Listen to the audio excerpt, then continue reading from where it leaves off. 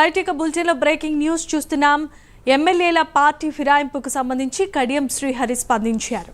Party ఫిరాయింపుల వ్యవహారంపై కడియం ఘాటు వ్యాఖ్యలు చేసినట్లుగా తెలుస్తోంది. ఎమ్మెల్యేల అనర్హత పిటిషన్పై కోర్టు తీర్పును శిరసా వహిస్తానని కడియం శ్రీహరి పేర్కొన్నారు. ఉప ఎన్నికలు ఎప్పుడొచ్చినా తాను సిద్ధంగానే ఉంటానని కూడా తెలియజేశారు. అంతేకాకుండా ఇప్పుడు బీఆర్ఎస్ నేతలు శుద్ధపూసల్లాగా మాట్లాడుతున్నారని, ఫిరాయించిన ఎమ్మెల్యేలను మంత్రులు చేసిన ఘనత బీఆర్ఎస్కే దక్కుతోందని కూడా ఆయన ఘాటు వ్యాఖ్యలు చేయటం ఇప్పుడు సంచలనంగా మారుతోంది. బీఆర్ఎస్ నేతలు చేసిన ఘనకార్యాల వల్లనే పార్టీ ఫిరాయింపులకు పాల్పడినట్లుగా ఉందంటూ కూడా ఆయన పేర్కొన్నారు. ఫిరాయింపుల మీద మాట్లాడే నైతిక హక్కు బీఆర్ఎస్ నేతలకు లేదంటూ కూడా కడియం శ్రీహరి ఘాటుగా స్పందించారు. ఎమ్మెల్యేల అనర్హత పిటిషన్ సుప్రీంకోర్టులో ఉంది. రేపు 10వ తారీఖు నాడు కూడా అది మళ్ళీ ఆర్గ్యుమెంట్స్కి వస్తున్నది. ఎవరమైనా కోర్టు తీర్పుకు లోబడి ఉండవలసిందే.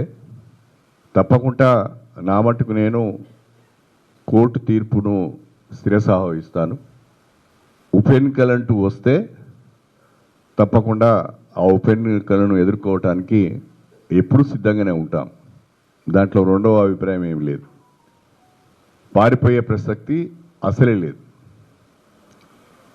అయితే ఇక్కడ ఒక విషయాన్ని చెప్పాలనుకుంటున్నాను. నేను భారత రాష్ట్ర సమితి పార్టీ నుంచి వెళ్ళిపోయిన వారందరిపైన తీవ్ర స్థాయిలో విమర్శలు చేస్తున్నది.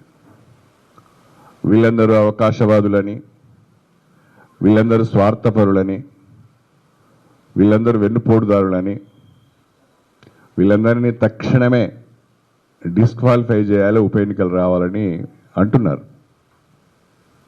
కానీ ఒక్కసారి వెనుదిరిగి చూసుకుంటే మంచిది. బీఆర్ఎస్ 10 సంవత్సరాల బీఆర్ఎస్ పాలనలో దాదాపు 36 మంది ఎమ్మెల్యేలను పార్టీలోకి తీసుకున్నారు. ఆయా పార్టీలకు రాజీనామాలు చేయకుండానే అందులో కొందరు మంత్రులు కూడా అయ్యారు. ఫిరాయింపులను ప్రోత్సహించి ఫిరాయించిన ఎమ్మెల్యేలను మీ ప్రభుత్వాల్లో మంత్రులుగా పెట్టుకొని అన్ని రాజకీయ పార్టీలను అసెంబ్లీలో లేకుండా చేసి ఫిరాయింపుల చట్టాన్ని, ప్రజాస్వామ్యాన్ని అపసహ్యం చేసిన మీరు మిగతా వాళ్ళు చేసింది తప్పని విధంగా మాట్లాడుతున్నారు. ముందు మీరు శుద్ధపూసలైతే కదా,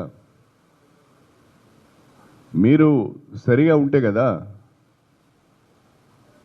మీరు చేస్తేనేమో సంసారం, వేరే వాళ్ళు చేస్తేనేమో వ్యభిచారమా?